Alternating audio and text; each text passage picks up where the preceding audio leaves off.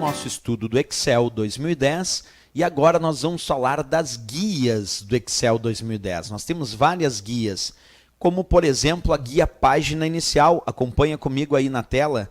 Essa guia página inicial do Excel 2010 ela é muito importante porque além de ter comandos tradicionais como área de transferência, que tem o recurso recortar, copiar, colar e o pincel que copia a formatação, tem também o grupo fonte que muda as formatações de fonte, assim como acontece também no Word. Nós temos dois grupos em especial que caem muito nas provas do Excel dentro da guia página inicial.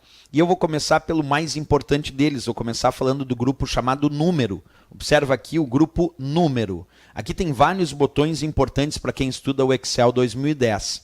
Através do grupo número, tu vai encontrar recursos como formatos de porcentagem, contábil, aumentar e diminuir casas decimais, todos esses comandos muito importantes aí em relação às provas de concurso, certo? Então vamos começar estudando por ordem aqui, direitinho cada um desses botões. Vamos começar com esse símbolo aqui que aparece, observa aí de forma ampliada, aparece as moedas com uma cédula, e aí nós vamos chamar esse botão de formato, observa, de número de contabilização. Formato de número de contabilização. Esse botão, formato de número de contabilização, ele vai simplesmente formatar as células para um padrão chamado contábil. E como funciona esse padrão chamado contábil, que observa aí pelo botão formato de número de contabilização? Bem, esse formato contábil, ele coloca símbolos da moeda, no caso do Brasil é recifrão, separador de milhar quando necessário, vírgula e 2 casas decimais. É isso que faz aí o nosso botão formato de número de contabilização. E além disso, ele ainda alinha os símbolos de moeda e vírgulas decimais em uma coluna, diferente do formato moeda, que não alinha símbolos decimais e também não alinha a vírgula, que é a separadora das casas decimais. Então vamos dar uma olhada como funciona esse botão aplicado aí na prática do Excel 2010, certo? Então primeiro vamos fazer o seguinte aqui, ó.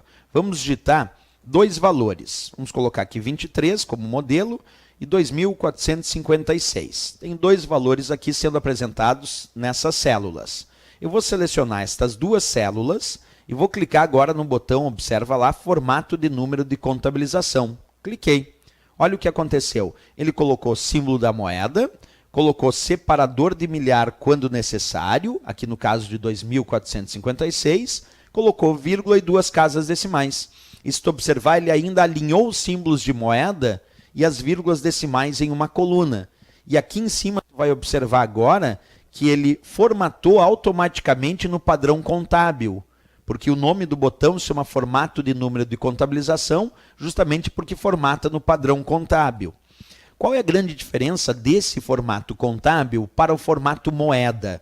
Porque o usuário pode clicar aqui na caixa de formatação das células e pedir para escolher o formato moeda. A diferença é que o formato moeda não vai alinhar os símbolos da moeda e nem as vírgulas decimais em uma coluna. Vamos testar então a mudança aqui do padrão contábil para o padrão moeda. Acompanha aí na prática comigo então. Selecionei aqui essas duas células novamente. Vou clicar ali onde está indicando o formato contábil e vou escolher o formato moeda em vez do formato contábil. Cliquei. Percebe que no formato moeda ele não alinhou os símbolos da moeda, não alinhou aqui o R-cifrão.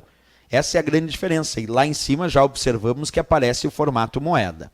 Então, o formato contábil alinha os símbolos de moeda e vírgulas decimais em uma coluna e o dito formato moeda, esse não alinha. Por isso nós temos uma leve diferença entre os dois, certo?